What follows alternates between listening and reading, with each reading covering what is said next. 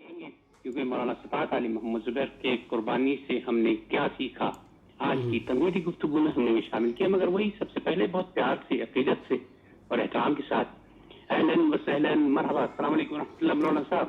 وعلیکم السلام ورحمۃ اللہ وبرکاتہ۔ عبداللہ بھائی، اللہ آپ کو خوش رکھے، سلامت رکھے، خیر و عافیت سے رکھے، اور ہمارے تمام سامعین کو بھی اللہ تعالیٰ خوش رکھے، سلامت رکھے اور خیر و عافیت سے رکھے۔ آمین آمین، اللہ آمین۔ مولانا صاحب آمین۔ کیا حال چال ہے؟ طبیعت کیسی؟ بقرہ عید کیسی گزری آپ کی؟ ہاں بالکل، عید کے دن تو گزر ہی جاتے ہیں، خوشی کے لمحات ہوتے ہیں، بہت تیزی میں گزرتے ہیں۔ صحیح جی، تو ہم یہ عرض کرنا چاہیں گے جی جی کہ ابھی ہم قربانی کے دنوں سے گزرے ہیں، قربانی کے دن ہم سے رخصت ہوئے ہیں۔ ان دنوں میں ہم نے جانوروں کی گردن پر چھری چلا کر اپنے رب کو راضی کرنے کا کام کیا۔ صحیح قربانی کے دن گزرنے کے بعد ہمارے ذہن میں یہ سوال بہرحال پیدا ہونا ہی چاہیے کہ قربانی سے ہم نے کیا سیکھا، قربانی نے ہماری زندگی میں کیا تبدیلی پیدا کی۔ صحیح بات ہے۔ اللہ کی یہ چاہت تو قطعاً نہیں تھی نا کہ بندہ جانور ذبح کرے اور اس کا گوشت کھا لے اور بس۔ قربانی میں جو حکمتیں اور مصلحتیں پائی جاتی ہیں وہ کس حد تک ہماری زندگی میں آئی ہیں، آئیے آج ہم دیکھتے ہیں کہ قربانی کی اس عظیم عبادت سے ہم نے کیا سیکھا۔ قربانی سے سب سے پہلے ہم نے سیکھا کہ ہم مخلص اور موحد بنیں گے، اللہ اکبر۔ یعنی ہم اپنے ہر عمل میں اخلاص پیدا کریں گے، ہمارے دلوں میں تقویٰ کی کیفیت پیدا ہوگی، ہم توحید کے علمبردار بنیں گے، ہمارا دل شرک سے، ریاکاری سے، دکھلاوے سے بالکل پاک اور صاف ہوگا۔ اللہ تعالیٰ نے فرمایا لن ینال اللہ لحومها ولا دماؤها ولکن ینالہ التقوی منکم۔ سن لو، اللہ تعالیٰ کو تمہاری قربانیوں کے گوشت نہیں پہنچتے اور نہ ہی ان کے خون پہنچتے ہیں، مگر تمہارے دلوں کا تقوی پہنچتا ہے۔ بے شک گویا قربانی کے دن اللہ کو یہ مقصود نہیں ہے کہ ہم جانوروں کا خون بہائیں اور گوشت کھائیں اور بس، بلکہ اس کے ذریعہ اللہ تعالیٰ ہمارے دلوں میں تقوی پیدا کرنا چاہتا ہے، اخلاص اور للہیت پیدا کرنا چاہتا ہے، ہمارے دلوں میں یہ احساس پیدا کرنا چاہتا ہے کہ ہم اپنے رب کے لیے ہیں اور ہماری کوششوں کا محور اپنے رب کی رضامندی اور اس کی خوشنودی ہونا چاہیے۔ بے شک قربانی سے ہم نے سیکھا ہے کہ ہم موحد بن جائیں اور ہر طرح کے شرک سے دور ہو جائیں۔ قربانی کرتے ہوئے ہم یہ آیت پڑھتے ہیں، جب ہم جانور کو ذبح کرتے ہیں تو اس سے پہلے یہ آیت پڑھتے ہیں جس کا مفاد ہے قل ان صلاتی ونسکی ومحیای ومماتی للہ رب العالمین لا شریک لہ وبذلک امرت وانا اول المسلمین۔ آپ فرما دیجیے کہ یقیناً میری نماز اور میری قربانی اور میرا جینا اور میرا مرنا یہ سب کے سب خالص اللہ رب العالمین کے لیے ہے جو سارے جہاں کا مالک ہے، اس کا کوئی شریک نہیں، اور مجھے اسی کا حکم ہوا ہے اور میں سب ماننے والوں میں سے پہلا ہوں۔ میری زندگی کا مقصد تیرے دین کی سرفرازی، میں اسی لیے مسلمان، میں اسی لیے نمازی۔ گویا کہ قربانی میں اسی لیے نماز جی گویا کہ قربانی ہمیں یہ سکھاتی ہے کہ ہماری ساری کوششیں اپنے رب کو راضی کرنے کے لیے خاص ہو جائیں، ہماری نماز اور ہماری ساری عبادتیں، ہمارا جینا، ہمارا مرنا سب اللہ کے لیے ہو جائے۔ یہ قربانی بھی ہو تو اللہ کے لیے، اللہ کے علاوہ کسی اور کے لیے جانور ذبح کرنا شرک ہو جائے گا، اور اللہ کی لعنت ہے اس انسان پر جو اللہ کے علاوہ کسی اور کے لیے جانور ذبح کرتا ہے۔ صحیح مسلم کی روایت ہے، اللہ کے نبی صلی اللہ علیہ وسلم فرماتے ہیں لعن اللہ من ذبح لغیر اللہ، اللہ کی لعنت ہے ایسے انسان پر جو اللہ کے علاوہ کسی اور کے لیے جانور ذبح کرتا ہے۔ دوسرے نمبر پر قربانی سے ہم نے سیکھا ہے کہ ہمارا وہی عمل قابل قبول ہے جو اللہ کے نبی صلی اللہ علیہ وسلم کے اسوہ اور طریقہ کے مطابق ہو۔ ہم نے قربانی میں نبی صلی اللہ علیہ وسلم کے اسوہ کو قدم قدم پر برتا ہے، یہاں تک کہ عید الاضحیٰ کی نماز سے پہلے ہم نے قربانی نہیں کی۔ ایک صحابی نے عید الاضحیٰ کی نماز سے پہلے قربانی کر لی تھی۔ اللہ کے نبی صلی اللہ علیہ وسلم نے اس صحابی سے کہا شاتک شات لحم، نماز سے پہلے تمہارا جانور ذبح کرنا یہ صرف گوشت کھانا ہے، قربانی نہیں ہے۔ گویا کہ قربانی اصل میں اللہ کے نبی صلی اللہ علیہ وسلم کے اسوہ کو اپنانے کا نام تھا۔ اس طرح ہمیں اپنی زندگی کے ہر شعبہ میں نبی اکرم صلی اللہ علیہ وسلم کے اسوہ کو سامنے رکھنا ہے۔ کوئی بھی عمل چاہے کتنا ہی اچھا کیوں نہ ہو، کتنا ہی عظیم کیوں نہ ہو، اگر اللہ کے نبی صلی اللہ علیہ وسلم کے طریقہ کے مطابق نہیں ہے تو مردود ہوگا۔ اسی لیے اللہ کے نبی صلی اللہ علیہ وسلم نے ارشاد فرمایا، من عمل عملا لیس علیہ امرنا فہو رد، جس نے کوئی ایسا کام کیا جو ہمارے طریقے کے مطابق نہیں، وہ مردود ہے۔ گویا کہ قربانی نے ہمیں سکھایا کہ ہم اللہ کے نبی صلی اللہ علیہ وسلم کے اسوہ کو زندگی کے ہر مرحلہ میں برتنے کی کوشش کریں گے۔ صحیح بات۔ تیسرے نمبر پر قربانی سے ہم نے سیکھا ہے کہ ہماری زندگی سے ہر طرح کا عیب نکل جائے گا، ہر طرح کی برائیاں ختم ہو جائیں گی۔ ہم نے دیکھا کہ ایسے جانور کی قربانی مقبول نہیں ہوتی جس میں عیب پایا جاتا ہو، ایسا ہے نا؟ ایسے جانور کی قربانی مقبول نہیں ہوتی جس میں عیب پایا جاتا ہو۔ تو اب آپ سوچیں کہ اگر ہماری زندگی میں عیب پایا جاتا ہو تو ہم اپنے رب کی نظر میں مقبول کیسے ٹھہر سکتے ہیں؟ اس لیے قربانی کا یہ سبق ہے کہ ہم اپنی زندگی کے عیوب کو باہر کر دیں، اپنے دل کو شرک سے پاک کر لیں، بدعت سے پاک کر لیں، ریا و نمود سے پاک کر لیں، حسد سے پاک کر لیں، کینہ کپٹ سے پاک کر لیں، شہوت سے پاک کر لیں، تکبر اور گھمنڈ سے پاک کر لیں، غفلت سے پاک کر لیں، دنیاوی لالچوں سے پاک کر لیں، تبھی واقعی ہم نے قربانی کا حق ادا کیا۔ اللہ فرماتا ہے، یوم لا ینفع مال ولا بنون الا من اتی اللہ بقلب سلیم، قیامت کے دن مال اور اولاد کچھ کام نہ آئے گا، لیکن فائدے میں وہی شخص رہے گا جو اللہ کے سامنے بے عیب دل لے کر آئے گا۔ اب کتنی افسوس کی بات ہوگی کہ ہم جانوروں میں تو بے عیب تلاش کریں لیکن ہماری زندگی عیب سے بھری ہوئی ہو، ایسا نہیں ہونا چاہیے نا۔ چوتھے نمبر پر قربانی سے ہم نے سیکھا ہے کہ ہم اللہ اور اس کے رسول کے احکام کے سامنے خود کو جھکا دیں گے۔ آخر قربانی کیوں کی جاتی ہے؟ تاکہ حضرت ابراہیم علیہ السلام اور حضرت اسماعیل علیہ السلام کی یاد تازہ کریں۔ اللہ کا حکم آیا کہ اپنی بیوی اور اکلوتے بیٹے کو مکہ کے بیاب و گیا سرزمین میں سنسان وادی میں بسائیں، چنانچہ بسا دیا۔ حکم آیا کہ اپنے بیٹے کو قربان کر دیں، بلا جھجک قربان کرنے کے لیے تیار ہو گئے۔ اسماعیل علیہ السلام نے بھی رب کے حکم کے سامنے سر جھکا دیا، اور جب حضرت ابراہیم علیہ السلام حاجرہ علیہ السلام کو مکہ میں چھوڑ کر چلے جا رہے تھے اور حاجرہ علیہ السلام نے سنا کہ اللہ کا حکم ہے تو فوراً بول اٹھی تھیں، اذن لا یضیعنا، اگر اللہ کا حکم ہے تو اللہ ہمیں برباد نہیں کرے گا۔ یہ ہے رب کے حکم کے سامنے سر ٹیک دینے کا جذبہ۔ ابراہیم علیہ السلام نے سر ٹیکا، اسماعیل علیہ السلام نے سر ٹیکا، حضرت حاجرہ علیہ السلام نے سر ٹیکا۔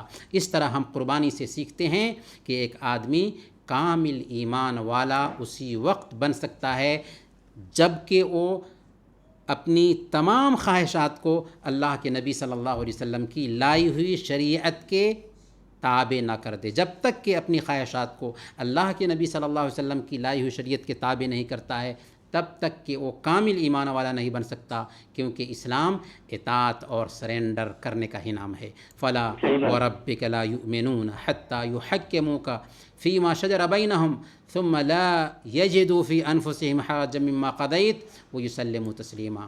قسم ہے تیرے رب کی، وہ ایمان والے ہو ہی نہیں سکتے جب تک کہ اپنے آپس کے تمام معاملات میں اے نبی آپ کو حاکم نہ مان لیں، اور آپ جو فیصلہ کر دیں اس کو خوشی سے قبول نہ کر لیں اور اپنے دل میں کسی طرح کی تنگی محسوس نہ کریں۔ اللہ کے نبی صلی اللہ علیہ وسلم نے بھی فرمایا، لا یؤمن احدکم حتی یکون ہواہ تبعا لما جئت بہ، کہ تم میں سے ایک آدمی اس وقت تک کامل ایمان والا نہیں ہو سکتا جب تک کہ اس کی خواہشات میری لائی ہوئی شریعت کے تابع نہ ہو جائے۔ گویا کہ اللہ اور اس کے رسول نے جن کاموں کا حکم دیا ہے انہیں کرنا، اور جن کاموں سے روک دیا ہے ان سے اپنے آپ کو روک لینا ہی قربانی کی مانگ ہے۔ اور بے اس کا شک۔ تقاضا ہے۔ اللہ کے رسول صلی اللہ علیہ وسلم نے 5 وقت کی نمازوں کا حکم دیا ہے، زکوٰۃ دینے کا حکم دیا ہے، روزہ رکھنے کا حکم دیا ہے، حج کا حکم دیا ہے۔ تو قربانی کی مانگ یہ ہے کہ ہم نمازوں کی پابندی کریں، زکوٰۃ دیں، روزے رکھیں اور زندگی میں ایک مرتبہ حج کریں۔ اللہ اور اس کے رسول نے ظلم سے منع کیا ہے، سود سے منع کیا ہے، زنا سے منع کیا ہے، نشاور چیزوں سے منع کیا ہے، رشوت سے منع کیا ہے، حرام خوری سے منع کیا ہے۔ قربانی کی مانگ یہ ہے کہ ہم ان تمام برائیوں سے اپنے آپ کو بچا لیں۔ بے شک بے شک 5ویں نمبر پر اور یہ آخری نقطہ ہوگا کہ ہم نے سیکھا ہے کہ ہم غریبوں اور مسکینوں کا خیال رکھیں گے۔ قربانی سے ہمیں یہ سبق بھی ملا ہے، ضرورت مندوں کی ہم مدد کریں گے، قربانی سے ہمیں یہ سبق ملا ہے۔ حاجت مندوں کے کام آئیں گے، قربانی سے ہمیں یہ سبق ملا ہے۔ اللہ رب العالمین نے کیا فرمایا قربانی کے گوشت کے بارے میں؟ فَكُلُوا مِنْهَا وَأَطْعِمُوا الْقَانِعَ وَالْمُعْتَرَ، کہ قربانی کے گوشت سے خود بھی کھاؤ اور ان کو بھی کھلاؤ جو قناعت کیے بیٹھے ہیں، اور ان کو بھی کھلاؤ جو اپنی ضرورت پیش کریں۔ چنانچہ بے شک ہم نے گوشت خود بھی کھایا، دوست و احباب کو کھلایا اور غریبوں اور مسکینوں میں بھی بانٹا۔ قربانی کی یہ مانگ ہے کہ ہماری روش بن جانی چاہیے کہ ہم ہر وقت غریبوں کے کام آئیں۔ اور کرونا وائرس کی وجہ سے آج بہت سے لوگوں کی نوکریاں چلی گئی ہوئی ہیں، کھانے پینے کی دقت ہے۔ ایسے وقت میں اگر اللہ تعالیٰ نے ہمیں خوشحال رکھا ہے، ہماری مالی حالت ٹھیک رکھی ہے، تو اب ہماری ذمہ داری بنتی ہے کہ ہم ان بھائیوں کے کام آئیں جن کی مالی حالت ٹھیک نہیں ہے۔ صحیح بلکہ بات ہے۔ یہ تھے قربانی کے چند اہم اسباق، جن کا خلاصہ یہ ہے کہ قربانی نے ہمیں سکھایا کہ ہم اسلام میں پورے طور پر داخل ہو جائیں۔ سبحان اللہ سبحان اللہ۔ یا ایھا الذین آمنوا ادخلوا فی السلم کافہ ولا تتبعوا خطوات الشیطان انہ لکم عدو مبین۔ اے ایمان والو، تم پورے کے پورے اسلام میں داخل ہو جاؤ اور شیطان کی پیروی نہ کرو، وہ تمہارا کھلا دشمن ہے۔ اس لیے آئیے ہم یہ عہد کرتے ہیں کہ جس طرح ہم نے قربانیاں کی ہیں، ٹھیک اسی طرح ہم شریعت کی تابعداری بھی کریں گے، بے شک اپنی زندگی اللہ اور اس کے رسول کے حکم کے مطابق گزاریں گے، شیطان کے تمام حرموں کو ناکام بنا دیں گے، سماج کے باطل رسم و رواج کو چھوڑ دیں گے، نمازوں کی پابندی کریں گے، قرآن کی تلاوت کریں گے، ذکر کا اہتمام کریں گے، اچھے اخلاق کا پیکر بنیں گے، برے اخلاق سے دور رہیں گے۔ اللہ تعالی ہم سب کو ان اچھے عادات کی توفیق عطا فرمائے، آمین یا رب العالمین۔ آمین اللہم آمین اللہم آمین۔ موضوع شکریہ مولانا صاحب، مولانا صاحب بڑی وضاحت کے ساتھ بیان کر رہے تھے قربانی سے ہم نے کیا سیکھا۔ سر ہم ایک چھوٹا سا وقفہ لیں گے، وقفے کے بعد دوبارہ سے واپس آئیں گے۔ تو مولانا صاحب سے کچھ سوالات بھی کرنے ہیں اور ہمارے ٹیلی فون لائنز بھی کھلی ہوئی ہیں، اگر آپ چاہیں تو فون کر کے ہم سے بات بھی کر سکتے ہیں، مولانا صاحب سے سوال بھی کر سکتے ہیں۔ مگر ہم ایک چھوٹا سا وقفے کے بعد دوبارہ واپس آئیں گے تو ہم مولانا صاحب سے کچھ سوالات کریں گے۔ استقبال ہے ریڈیو کویت اردو سروس میں، اور پروگرام ہمارا جاری ہے صفات علی محمد زبیر باتیں جن سے زندگی سنورتی ہے۔ مولانا صاحب سوالات کی طرف چلتے ہیں، تھوڑا سا ایک دو چار سوالات ہیں میرے پاس، بہت آسان سے ہیں۔ ایک تو یہ ہے کہ بچپن میں ہمارا کسی کا اگر عقیقہ نہیں ہوا ہے، اور کیا وہ قربانی کی گوشت کے ساتھ یا قربانی کے ساتھ وہ قربانی ہو جائے گی؟ عقیقہ اور قربانی دونوں ایک ساتھ کر دیں تو؟ ہاں، اگر کسی کا عقیقہ نہیں ہوا ہے تو وہ قربانی کر لیں گے، عقیقہ کرنے کی ضرورت نہیں ہے۔ رہی بات قربانی کی، تو اللہ کے نبی صلی اللہ علیہ وسلم نے قربانی کے حوالے سے فرمایا کہ کل غلام مرتہن بعقیقتہ تذبح عنہ یوم سابعہ ویسمى ویحلق راسہ، کہ ہر بچہ اپنے عقیقہ کے ساتھ گروی ہوتا ہے، 7ویں دن اس کا عقیقہ کیا جائے، اس کا نام رکھا جائے اور اس کے سر کے بال حلق کیے جائیں۔ تو عقیقہ گویا کہ ہونا یہ ایک طرح سے ایک اہم عبادت ہے جس کی انجام دہی ہونی ہی چاہیے۔ اسی وجہ سے اللہ کے نبی صلی اللہ علیہ وسلم نے کہا کہ بچہ گروی ہوتا ہے اپنے عقیقہ کے ذریعہ، لیکن اگر بچپن میں کسی کا عقیقہ نہیں ہوا ہے تو قربانی سے معنی نہیں ہے۔ اب قربانی کرتے وقت اس کو اپنا عقیقہ کرنے کی ضرورت نہیں ہے، یہ سوچتے ہوئے کہ اگر عقیقہ نہیں کیا تو ہماری قربانی نہیں ہوگی، ایسی کوئی بات نہیں ہے۔ صحیح ہوگی، یعنی وہ قربانی الگ کرے اور عقیقہ الگ کرے، جی ہاں، نہیں چاہے؟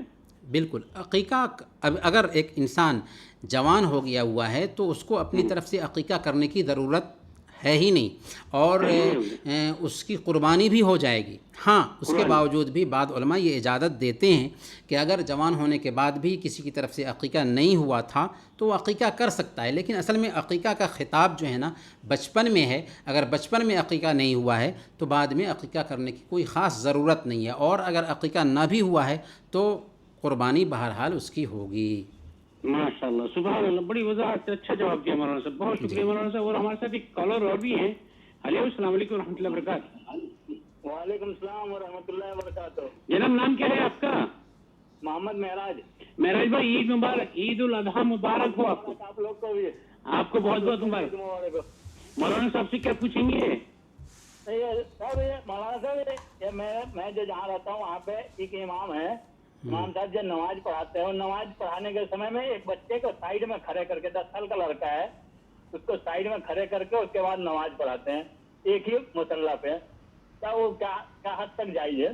جی معراج صاحب، ہم آپ سے عرض کریں گے کہ اگر بچہ 10 سال کا ہے تو اس کو بھی نماز پڑھنا ہے، کیونکہ اللہ کے نبی صلی اللہ علیہ وسلم کی حدیث ہے۔ بازو میں ایک ہی مصلی پہ امام ہم بتا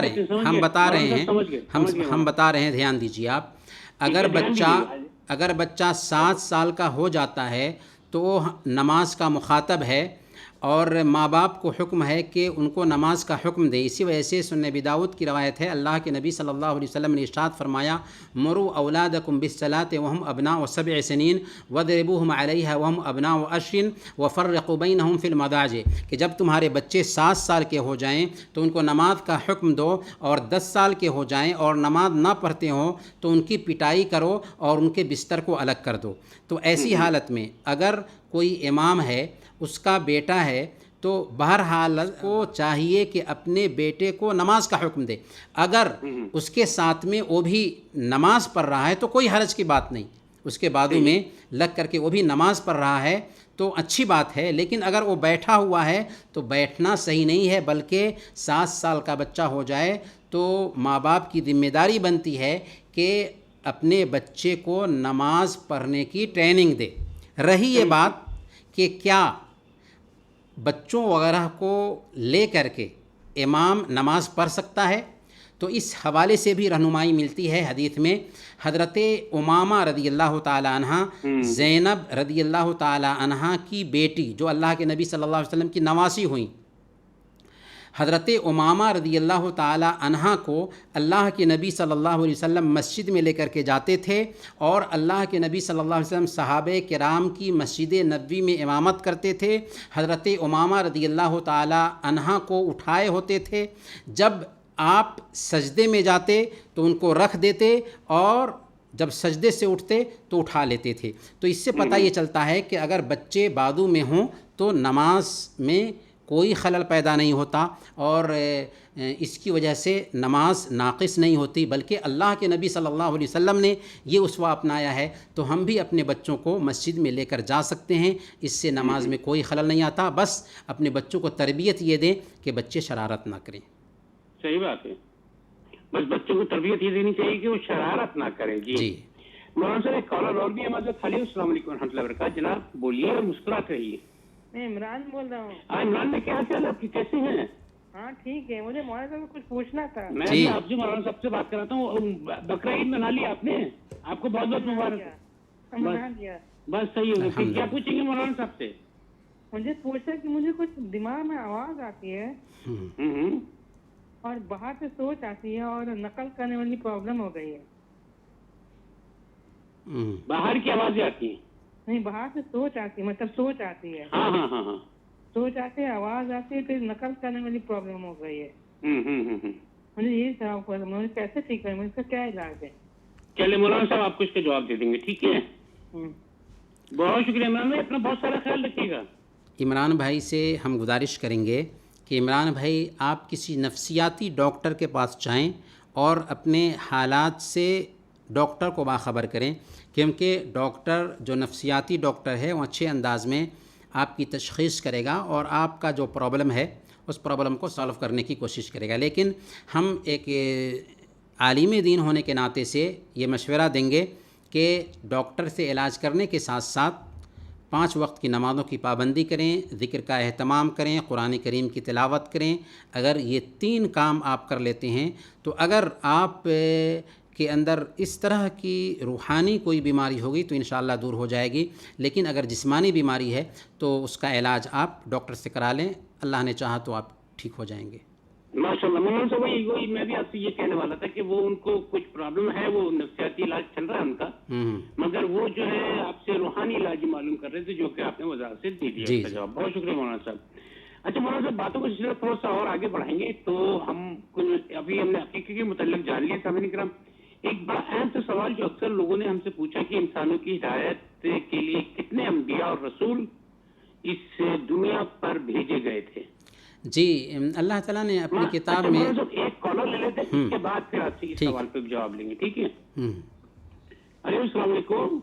السلام علیکم۔ وعلیکم السلام۔ جناب نام کیا ہے آپ کا، کیسے ہیں؟ جی الحمدللہ، اللہ کا شکر ہے۔ میرا نام شاکر ہے۔ جی شاکر بھائی، خوش رہیے اور عید مبارک۔ آپ کو بھی مبارک۔ مولانا صاحب جی بولیے۔ ہلو، السلام علیکم۔ وعلیکم السلام ورحمۃ اللہ۔ جی پوچھیے۔ بس ایک چیز پوچھنی تھی کہ نماز میں بہت زیادہ پتہ نہیں کہ میرا دھیان لگتا نہیں، کیا کریں اس کے لیے؟ کافی میں نے پڑھی ہے، بہت زیادہ ہو رہا ہے۔ یہ اسی قسم کا سوال ہے جو عمران بھائی کر رہے تھے ابھی۔ جی بھول جاتا ہوں، کتنی کتابیں میں نے پڑھا، یہ چیز ہے بہت مشکل ہو رہی ہے، نماز پڑھتا ہوں بھول جاتا ہوں۔ جی ابھی بتاتے ہیں آپ کو شاکر بھائی، ٹھیک ہے، انتظار کیجیے۔ جی، شاکر بھائی نے پوچھا ہے کہ نماز میں جاتا ہوں تو دھیان ادھر ادھر منتشر ہو جاتا ہے اور بہت ساری چیزیں بھول جاتا ہوں، تو میں کیا کروں؟ دیکھیں، نماز میں جب ایک بندہ جاتا ہے تو نماز میں اصل میں یہ احساس سب سے پہلے پیدا کرنا ہے کہ ہم اللہ رب العالمین سے سرگوشی کرنے کے لیے جا رہے ہیں۔ اس لیے سب سے پہلے ہمیں نماز کی تیاری کر لینی ہے۔ آپ سوچیں کہ اگر آپ کو کسی وزیر اعظم کی طرف سے دعوت ملتی ہے تو کیسی تیاری آپ کی ہوگی وزیر اعظم سے ملاقات کرنے کے لیے؟ تو اللہ رب العالمین نے ہم کو شرف بخشا کہ اس کے گھر کی زیارت کریں، تو اس کے لیے پہلے ہم تیاری کریں، اذان سنتے ہی وضو کر لیں اور پھر اچھا لباس پہن کر کے، صاف ستھرا لباس پہن کر کے مسجد کا رخ کریں۔ مسجد میں جانے کے بعد میں سنت وغیرہ پڑھ لیں، اگر سنت کا وقت نہیں ہے تو تحیۃ المسجد پڑھ لیں اور نماز کے انتظار میں بیٹھیں۔ حدیث میں آتا ہے کہ فرشتے دعا کرتے رہتے ہیں کہ اللہم اغفر لہ، اللہم ارحم ہو، اے اللہ اسے معاف فرما دے، اے اللہ اس کے اوپر رحم فرما۔ اور جب اقامت کہی جائے تو ہم سب سے پہلے اپنے ذہن میں یہ بات بیٹھائیں کہ ہم جب اللہ اکبر کہہ رہے ہیں تو اس کا معنی اور مفہوم کیا ہے۔ اللہ اکبر کا مطلب ہے اللہ سب سے بڑا ہے، دنیا کی ساری ہستیاں ہماری پیٹھ کے پیچھے ہیں، اللہ رب العالمین ہمارے سامنے میں ہے، جس سے ہم مناجات کرنے کے لیے، سرگوشی کرنے کے لیے، بات کرنے کے لیے ہم اکٹھا ہیں۔ اگر یہ احساس پیدا ہوگا تو عجیب طریقے سے ہماری نماز میں خشوع پیدا ہوگا۔ اسی طریقے سے جیسا کہ ہم نے کہا کہ ہم اپنے اندر یہ احساس لائیں کہ ہم واقعی اللہ رب العالمین سے بات کر رہے ہیں اور اللہ رب العالمین ہماری بات کا جواب بھی دے رہا ہے۔ حدیث میں آتا ہے، اللہ کے نبی صلی اللہ علیہ وسلم نے ارشاد فرمایا، ان احدکم اذا کان یصلی فانما یناجی ربہ فلینظر احدکم کیف یناجی۔ تم میں سے ایک آدمی جب نماز پڑھتا ہے تو وہ اپنے رب سے سرگوشی کر رہا ہوتا ہے، اس لیے تم میں سے ایک آدمی غور کر کے دیکھ لے کہ وہ کیسے اپنے رب سے سرگوشی کر رہا ہے۔ عبداللہ بھائی، میں آپ سے بات کر رہا ہوں، آپ ہمارے سامنے میں ہیں، آپ ہماری بات سن رہے ہیں، اگر میں منہ پھیر لوں تو آپ کو کیسا لگے گا؟ تو بالکل ویسے ہی اللہ رب العالمین کے سامنے میں ہم حاضر ہیں، اللہ رب العالمین ہمیں دیکھ رہا ہے، اللہ رب العالمین نے اپنا چہرہ ہمارے چہرے پر جما دیا ہوا ہے اور ہماری باتوں کا جواب دے رہا ہے، تو ہمارے اندر لاپرواہی نہیں آنی چاہیے، ہمیں یہ احساس پیدا کرنا چاہیے کہ اللہ رب العالمین سے ہم گفتگو کر رہے ہیں۔ اسی طریقے سے تیسرا نقطہ، اہم نقطہ ہے جو دھیان میں رکھنا ہے نماز میں، کہ ہم جب نماز میں جائیں تو جانے سے پہلے نماز کی دعائیں ہمیں یاد ہوں اور ان کے معنی بھی یاد ہوں، اور معنی کو یاد رکھنا ہی کافی نہیں ہے بلکہ جب ہم پڑھ رہے ہوں تو ان کے معنی پہ غور بھی کریں، یعنی فہم بھی ہو، تدبر بھی ہو، سمجھ بھی رہے ہوں اور غور بھی کر رہے ہوں۔ جو بھی دعائیں ہیں، جو بھی اذکار ہیں، جو بھی صورتیں ہیں، ان کے معنی کو سمجھتے بھی ہوں اور غور بھی کر رہے ہوں۔ عجیب طریقے سے آپ کو نماز میں خشوع ملے گا اور وسوسہ دور ہوگا۔ اگر اس کے باوجود بھی آپ کے ذہن میں وسوسہ آتا ہے تو چوتھا طریقہ یہ ہے کہ آپ اپنی نماز کی حالت ہی میں اپنے بائیں طرف 3 مرتبہ تھوک دیں۔ اللہ کے نبی صلی اللہ علیہ وسلم سے صحیح مسلم کی روایت کے مطابق حضرت عثمان بن العاص رضی اللہ تعالیٰ عنہ نے شکایت کی تھی کہ نماز میں جاتا ہوں تو قرأت ادھر ادھر ہو جاتی ہے، خلط ملط ہو جاتی ہے اور میں نہیں سمجھ پاتا کہ میں کیا پڑھ رہا ہوں۔ تو اللہ کے نبی صلی اللہ علیہ وسلم نے فرمایا تھا حضرت عثمان بن العاص رضی اللہ تعالیٰ عنہ سے کہ ذاک شیطان یقال لہ خنزب، یہ شیطان ہے، نماز کا شیطان جسے خنزب کہا جاتا ہے۔ جب تم ایسا احساس پاؤ تو اپنے بائیں طرف 3 مرتبہ تھوک دو اور اعوذ باللہ من الشیطان الرجیم کہو۔ چنانچہ حضرت عثمان بن العاص رضی اللہ تعالیٰ عنہ کہتے ہیں کہ میں نے ایسا کیا تو اللہ تعالیٰ نے مجھ سے یہ شکایت دور کر دی۔ تو آپ بھی برت کر دیکھیے، انشاءاللہ آپ کی شکایت بھی دور ہو جائے گی انشاءاللہ۔ بے شک مولانا سے بہت مفصل اور بڑے رقت انگیز جملے آپ نے استعمال کیے جو کہ سن کے آدمی کے رونگٹے کھڑے ہو جائیں، یعنی خاص طور پہ کہ اللہ تعالیٰ ہم سے مخاطب اور ہم اس کو دیکھ رہے ہیں۔ اور اس قسم کے الفاظ ایسے ہوتے ہیں سامعین کرام کہ ان الفاظوں کو اگر آپ کی صحیح سے سمجھ میں آ جائے یا سماعتوں میں اس کے ذریعے آپ کے دل میں اتر جائے تو پھر ان الفاظ کی اہمیت بڑھ جایا کرتی ہے۔ ایک چھوٹا سا وقفہ لیں گے مولانا صاحب، وقفے کے بعد 2-3 سوالات بہت اہم آپ سے جو کرنے ہیں وہ باقی ہیں۔ جی ہاں مولانا صاحب ایک دفعہ پھر آپ کا استقبال ہے مولانا صاحب اسی سوال کی طرف، کیونکہ وقت بھی ہمارے پاس بہت کم رہ گیا۔ دوبارہ چاہتے ہیں انسانوں کی ہدایت کے لیے کتنے انبیاء اور رسول اس دنیا کے اوپر، اس دھرتی کے اوپر اتارے گئے تھے؟ جی، اللہ تعالیٰ نے اپنی کتاب میں بیان فرمایا ہے کہ وَإِن مِّنْ أُمَّةٍ إِلَّا خَلَا فِيهَا نَذِيرٌ، کہ ہر امت میں کوئی نہ کوئی نبی ضرور آیا ہے، ڈرانے والا ضرور آیا ہے۔ اور اللہ تعالیٰ نے اپنی کتاب میں کل ملا کر کے 25 نبیوں کا ذکر کیا ہے۔ اور سورہ النساء میں اللہ تعالیٰ نے ایک واضح سی بات یہ کہہ دی کہ وَرُسُلًا قَدْ قَصَصْنَاهُمْ عَلَيْكَ مِنْ قَبْلُ وَرُسُلًا لَمْ نَقْصُصْهُمْ عَلَيْكَ، کہ کتنے ایسے رسول ہیں جن کا ذکر ہم نے آپ سے کیا ہے اور کتنے ایسے رسول ہیں جن کا ذکر ہم نے آپ سے نہیں کیا۔ گویا کہ بہت سارے ایسے رسول آئے جن کا ذکر اللہ تعالیٰ نے اپنے نبی سے نہیں کیا۔ البتہ بعض روایتوں میں یہ آتا ہے کہ 1,24,000 انبیاء بھیجے گئے جن میں سے 313 رسول تھے، لیکن یہ جو روایتیں ہیں یہ کمزور ہیں، ضعیف ہیں۔ البتہ شہرت ضرور اس بات کو حاصل ہے کہ 1,24,000 انبیاء بھیجے گئے ہیں۔ اور رسول یا پیغمبر سے مراد جن پہ کتاب اتاری گئی ہے، صحیح ہے مولانا صاحب؟ جی، رسول اور نبی دونوں میں فرق یہ ہوتا ہے کہ رسول وہ ہوتا ہے جن کو نبوت دی جاتی ہے اور ان پر کتاب اتاری جاتی ہے۔ جی، اور نبی وہ ہوتا ہے جن کو نبوت دی جاتی ہے اور وہ پہلے ہی رسول کی شریعت کو پہنچانے کے مکلف ہوتے ہیں۔ صحیح ہو گیا۔ اچھا مولانا صاحب تھوڑا سا اور آخر میں بس ہمارے پاس 2 منٹ رہ گئے ہیں، تقریباً 2 منٹ رہ گئے، تو ایک جو سب سے اہم سوال ہے قرض دینے کی فضیلت اور قرض لوٹانے کی اہمیت، یعنی قرض کا لین دین جو ہے اس کے بارے میں ذرا سی روشنی ڈال دیں گے اگر مختصراً؟ جی، قرض دینے کی بہت اہمیت ہے کیونکہ ہم ایک بھائی کی مدد کر رہے ہوتے ہیں، اور اللہ کے نبی صلی اللہ علیہ وسلم نے بیان فرمایا کہ جو آدمی کسی مسلمان بھائی کی مدد کرتا ہے کل قیامت کے دن اللہ تعالیٰ اس کی مصیبت کو دور کرے گا۔